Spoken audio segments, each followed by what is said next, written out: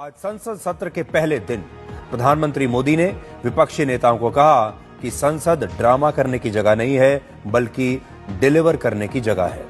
अगर विपक्षी नेताओं को नारे ही लगाने हैं तो उन राज्यों में जाकर नारे लगाएं जहां हाल ही में वो चुनाव हारे हैं, या फिर उन राज्यों में लगाएं जहां पर चुनाव होने वाले हैं।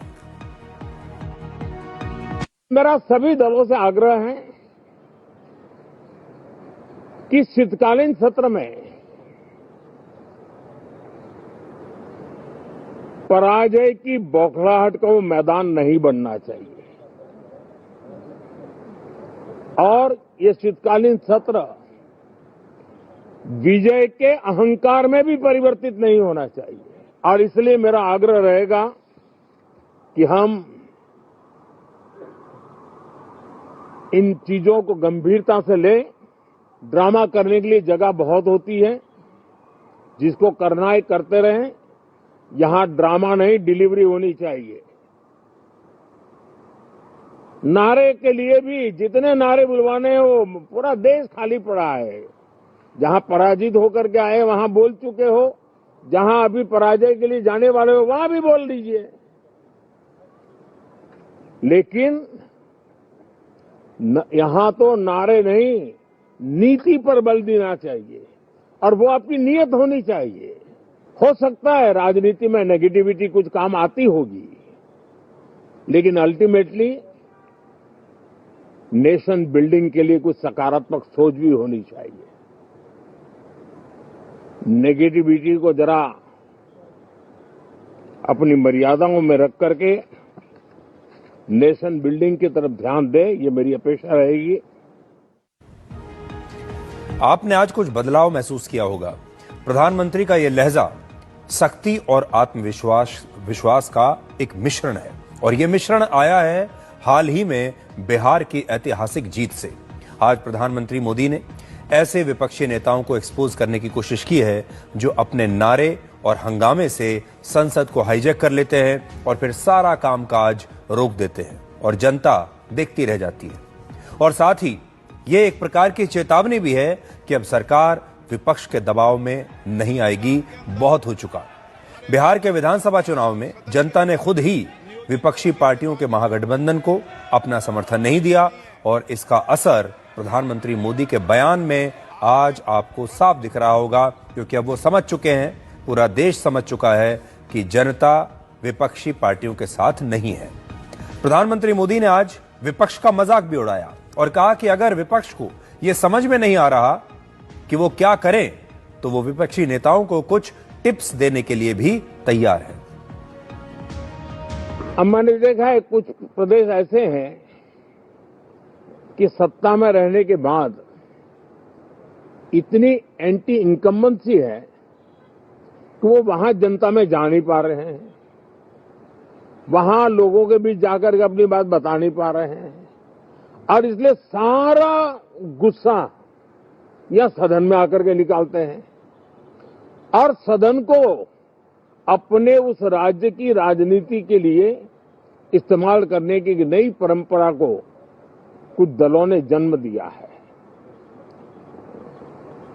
अब उन्होंने एक बार चिंतन करना चाहिए कि पिछले 10 साल से ये जो खेल खेल रहे हैं, देश स्वीकार नहीं कर रही है इन पद्धतियों को, तो अब थोड़ा बदलें, अपनी रणनीति बदले।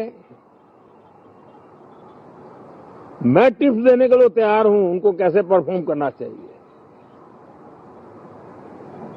लेकिन कम से कम सांसदों के हकों पर तराप मत लगाइए। सांसदों को अभिव्यक्ति का अवसर दीजिए। अपनी निराशा और अपने पराजय पे सांसदों को बलि मत बनाइए। तो देखिए, प्रधानमंत्री मोदी ने आज यहां तक कह दिया कि अगर विपक्षी नेताओं को कोई कोचिंग की जरूरत है, कुछ टिप्स लेने हैं, राजनीति कैसे की जानी चाहिए, अगर वो ये सीखना चाहते हैं तो वो ये टिप्स देने के लिए भी तैयार हैं। वो अब विपक्षी नेताओं को कोचिंग देने के लिए तैयार हैं।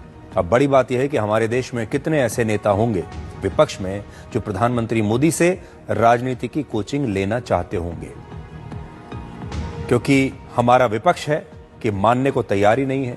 उन्हें ना तो प्रधानमंत्री से कोई राय लेनी है, ना उनसे कोई कोचिंग लेनी है, ना उनसे कुछ सीखना है, और ना ही विपक्ष के नेता हंगामा बंद करने के लिए आज भी तैयार है। सरकार किसी चीज पे चर्चा नहीं करना चाहती तो कैसे चलेगा सदन? उनको कुछ तो मानना चाहिए ना। एसआईआर पे नहीं तो इलेक्शन रिफॉर्म पे, किसी रिलेटेड इशू पे भी तो कर सकते हैं डिस्कशन। तो जब तक वो डिस्कस नहीं करेंगे तो कैसे चल सकता है सदन? प्रधानमंत्री जी तो ये भी कह रहे थे कि मौसम का मजा लो। किस मौसम का मजा ले रहे हैं दिल्ली वाले? तो बाहर थोड़ा झांके ना, क्या हो रहा है देश में। ड्रामा तो आप भी जानते हो कौन करता है। ये मुस्कुराहट बता रही है कि ड्रामा कौन करता है। ड्रामा, डेमोक्रेसी, केवल इसलिए ड्रामा शब्द का इस्तेमाल करना क्योंकि डी से डेमोक्रेसी है। हम ये चाहते हैं कि सिंसियरिटी से काम हो एसआईआर पे, और कोई भी मतदाता छूटे नहीं। जो ये जान जा रही है, ये भी ड्रामा है क्या? हमारे साथियों ये बताइए, जो बीएलओ ये जान चली गई जिनकी, तो ये क्या ड्रामा था कि जान जाना? शब्दों पे मत खेलिए, इधर उधर मत जाइए। इलेक्शन कमीशन की जिम्मेदारी ये बनती है कि सभी का वोट बन जाए, और बीजेपी तो ऐसा ड्रामा करती है पुलिस से मिलकर के कि रिवॉल्वर लगवा देती है वोट डालने जाओगे तो। वो भी ड्रामा ही था शायद, रिवॉल्वर लगाना, मतदाता को रोकना।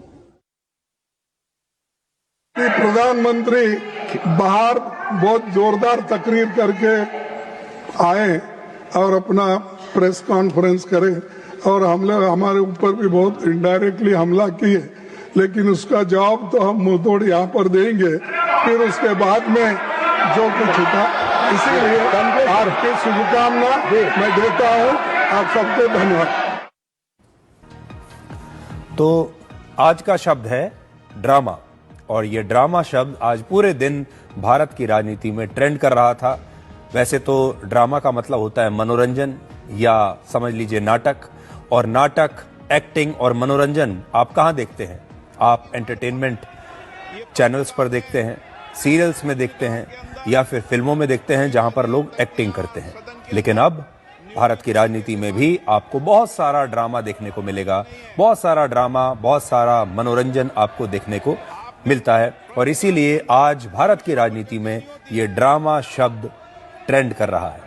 और आप भी चाहें तो अपनी राय दे सकते हैं कि आपके हिसाब से कौन ड्रामा कर रहा है। पिछले मॉनसून सत्र में विपक्ष ने लोकसभा और राज्यसभा के 240 घंटों में से 161 घंटे और 45 मिनट बर्बाद कर दिए थे, जिससे देश को 242 करोड़ रुपए से ज्यादा का नुकसान हुआ था। अब आप सोच लीजिए कि ये जो ड्रामा है ये पूरा देश देख रहा है, लेकिन ये ड्रामा है बड़ा महंगा। इस ड्रामे को देखने की जो टिकट पड़ रही है देश को, लगभग 250 करोड़ रुपए की टिकट देकर, इतना पैसा बर्बाद करके, तब हमें यह ड्रामा देखने को मिल रहा है।